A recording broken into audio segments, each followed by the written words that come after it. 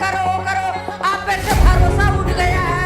ऐसे सब लोग बोल रहे हैं, सबके आदमी मारे, खाना खाने के लिए हराम कर दिए आदमी लोग, ऐसे कर रहे हैं। उस औरत को बुला के ईद चौराहे पे खड़ा करो और सब लेडीज ने मिट्टी के तेल डाल के उसको जलाएंगे। साल लगी नहीं पूरा हुआ और इस साल लड़के मेरी ख्वाहिश सब पूरा हो गया आदमी चाहने के। मुंबई के नालासोपारा इलाके का रहने वाला विजय चौहान सुबह घर से निकलता है काम के लिए। लेबर चौक पहुंचता है, काफी समय हो जाता है पर उसे उस दिन काम नहीं मिलता है। वो सोचता है घर वापस चलते हैं, घर का ही कुछ काम हो जाए। लेकिन जब वो घर पहुंचता है और दरवाजा खोलता है, उसके बाद अंदर जो देखता है उसका पैरों तले जमीन खिसक जाता है। अपनी पत्नी को किसी गैर मर्द के साथ आपत्तिजनक हालातों में देखता है। उसका बाद जो होता है वो एक भयानक कत्ल होता है जो पूरी मुंबई को हिला के रख देता है। मेरा नाम है मुन्ना और आप देख रहे हैं द एक्सप्लेन क्राइम हिस्ट्री, जहां हम लाते रहते हैं ऐसा ही सच्ची कहानियां उन लोगों की जो कभी चीख नहीं पाए लेकिन उनके सच आज भी गूंजते हैं। आखिर क्या हुआ था उस दिन और कौन था उसकी पत्नी के साथ, आइए इस पूरी घटना को गहराई से समझते हैं हमारा दोस्त कुमार से। नमस्कार दोस्तों, मेरा नाम कुमार है और आज की जो कहानी है वो विजय कुमार चौहान हत्याकांड की है। विजय कुमार चौहान जौनपुर का रहने वाला, गांव एक अभयनंदन पट्टी जो थाना बक्सा के अंतर्गत आता है, वहां का रहने वाला होता है। ये 4 भाई होते हैं। विजय कुमार चौहान की शादी तकरीबन 10 साल पहले जौनपुर कलीचाबाद की रहने वाली चमन उर्फ गुड़िया देवी के साथ, तकरीबन 2 साल बाद गुड़िया देवी को एक बच्चा पैदा होता है।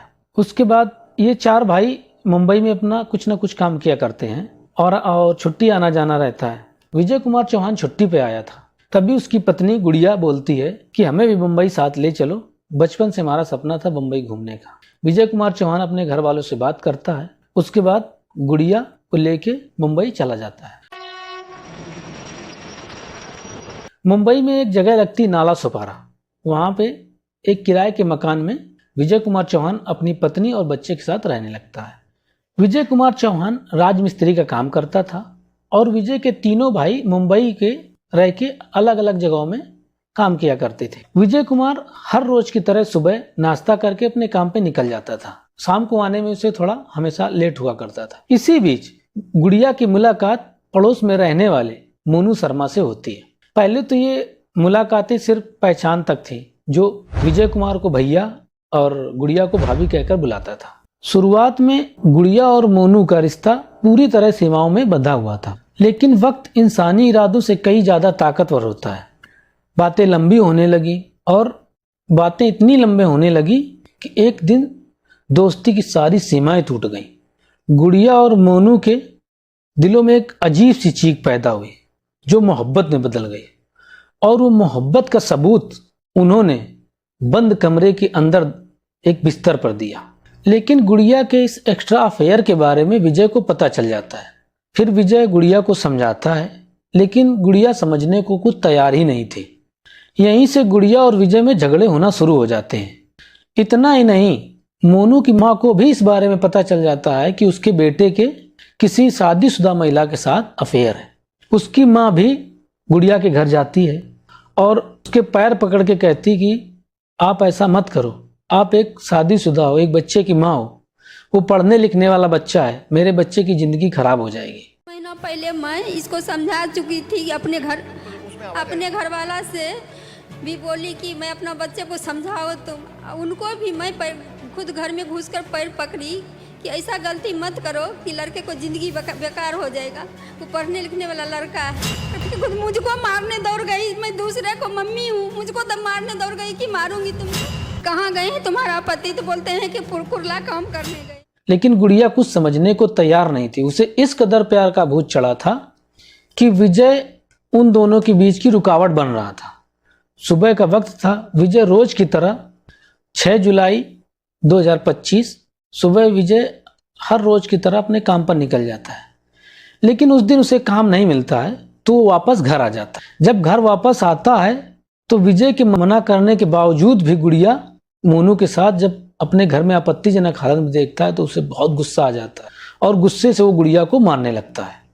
तभी गुड़िया और मोनू दोनों मिलकर विजय कुमार को बड़ी बेरहमी से हत्या कर देते हैं और उसकी लाश को उसी के कमरे में गड्ढा खोद के, और फिर गुड़िया अपने जेठ यानी विजय के बड़े भाई अजय को फ़ोन करती है और फ़ोन करके कहती है कि भैया घर में पाइपलाइन चोक हो गई थी तो मैंने पाइपलाइन सही करवा ली है, 3-4 टाइल्स लगाने हैं तो आप आके टाइल्स लगा दो आकर लगा। दरअसल विजय का जो भाई अजय होता है वो टाइल्स का काम करता है, यानी वो टाइल्स का मिस्त्री होता है। अजय गुड़िया के घर जाता है और देखता है कि उसने पहले ही काम करवा लिया था, बस 3 टाइल्स लगाने थे।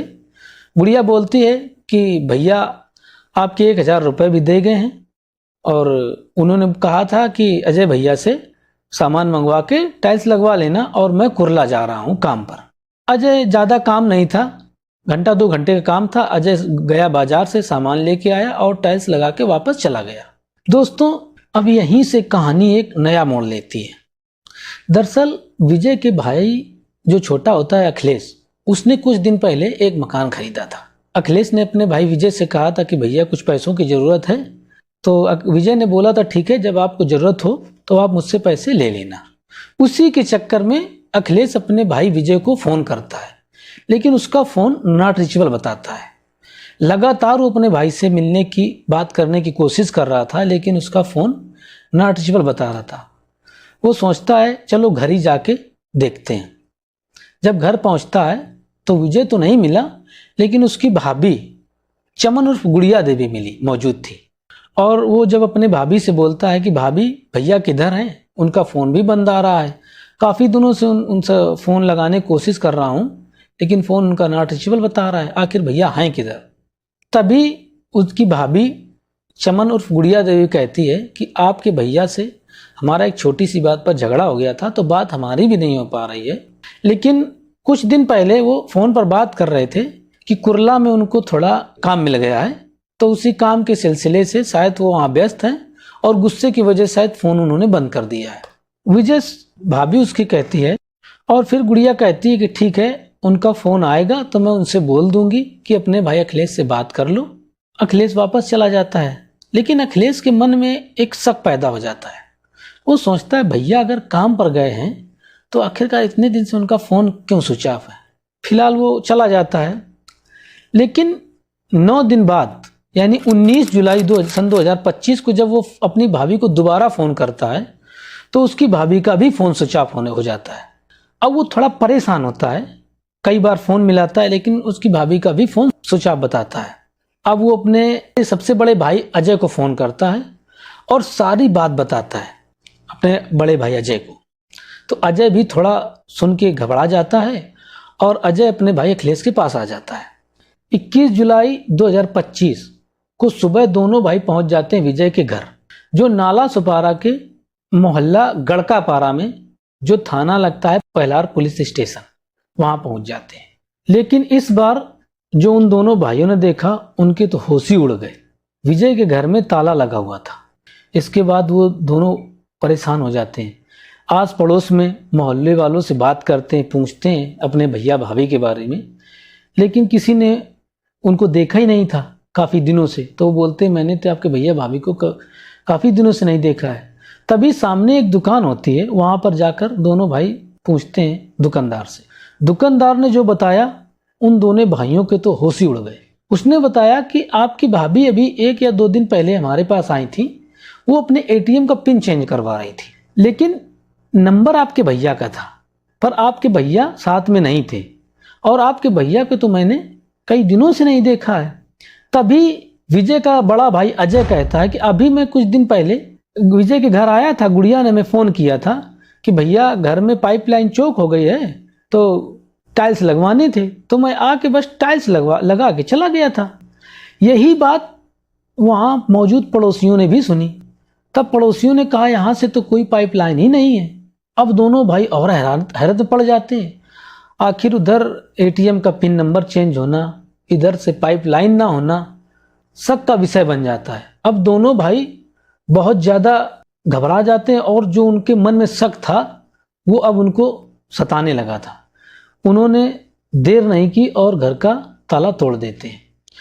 मोहल्ले और परिवार की मदद से अंदर जाते हैं। बाकी जब देखते हैं वहाँ पे तलाशी लेते तो वहाँ कुछ भी ऐसा नहीं लग रहा था जिससे शक किया जाए, सिवाय वो 3 नई टाइल्स के अलावा जो उस कमरे में नई लगी थी। तब अखिलेश बोलता है, भैया हमें तो कुछ शक है, क्यों ना इस टाइल्स को तोड़ के देख लिया जाए।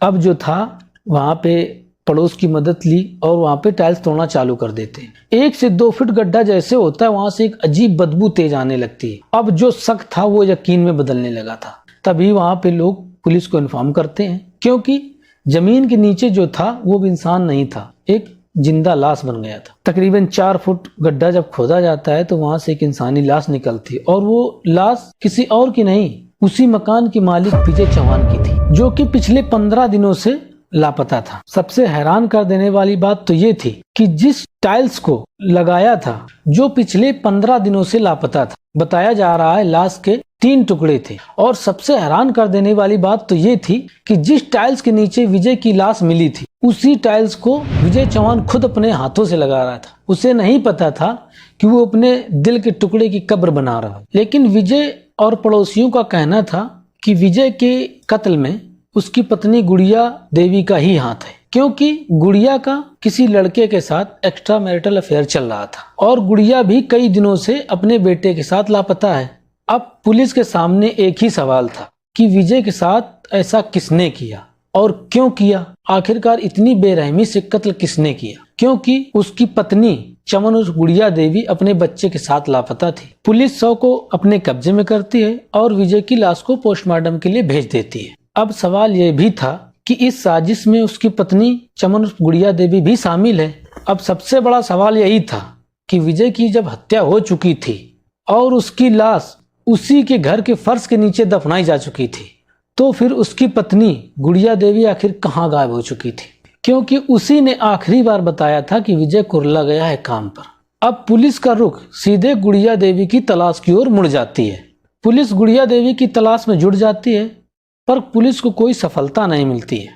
आखिरकार पुलिस ने 7 टीमों का गठन किया और अलग अलग तरीके से सर्च करना स्टार्ट करती है। पुलिस की इस तलाश ने जो राज खोला वो न सिर्फ चौहान परिवार को बल्कि पूरी कॉलोनी और पुलिस तक को भी हिला के रख दिया। गुड़िया सिर्फ गायब नहीं हुई थी, वो खुद इस कहानी की सबसे चौंका देने वाली कड़ी थी, जो सबूत बनकर सामने आने लगी थी।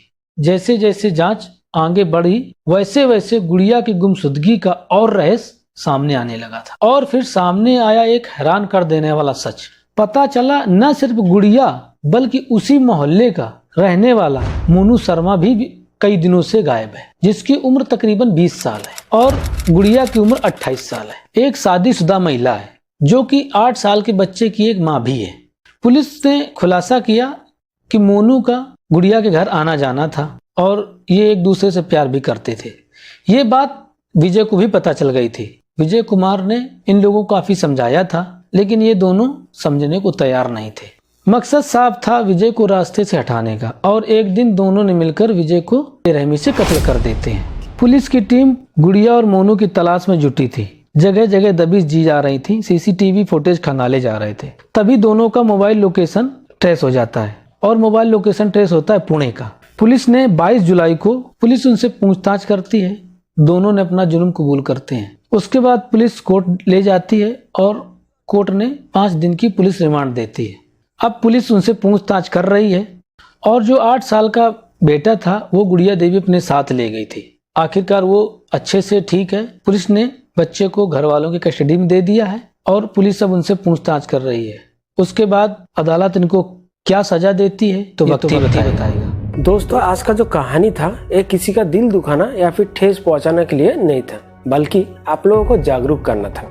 आपकी राय क्या है वो कमेंट में जरूर बताना। दोस्तों, अगर हमारा वीडियो अच्छा लगे तो लाइक करें, सब्सक्राइब करें और बेल आइकन दबाना ना भूलें, ताकि अगले रहस्यमय कहानी आपसे छूट ना जाए।